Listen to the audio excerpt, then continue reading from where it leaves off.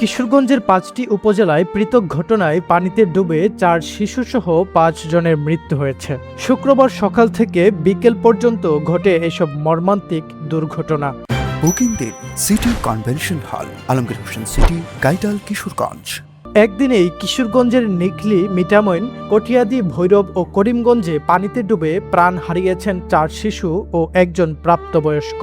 নিকলিতে খেলতে গিয়ে পুকুর পাড়ে মারা যায় ৫ বছরের হাকিম।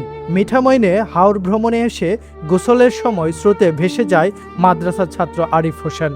কটিয়াদিতে বিলে গোসল করতে গিয়ে মারা যায় ৫ম শ্রেণীর শিক্ষার্থী নাইম মিয়া। ভৈরবে নিখোঁজের একদিন পর নদী থেকে উদ্ধার হয় শুভ ইসলাম স্মরণের মরদেহ।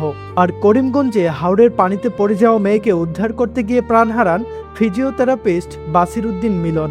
আমার ছোট বোনের পরিবার, যে ভাই মারা গেছে ওনার পরিবার সবাই একসাথে এই জায়গায় যেখানে মারা গেছে এখানে নামাইছে রাস্তার মধ্যে, বুঝছে, এই যে ডুবি রাস্তাটা এইখানে নামাইছে। পরে এখানে যে গোসল করতে নামছে, মানে পানি দেখা পরে আমার যে বাসটিটা পিছলা খায়, মানে স্রোত তো এখানে পিছলা খায় চলে যায় একটু দূরে।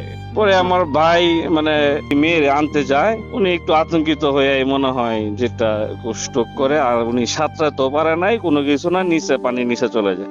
সংশ্লিষ্ট থানা পুলিশ জানিয়েছে প্রতিটি ঘটনার প্রয়োজনীয় আইনগত প্রক্রিয়া সম্পন্ন করা হয়েছে।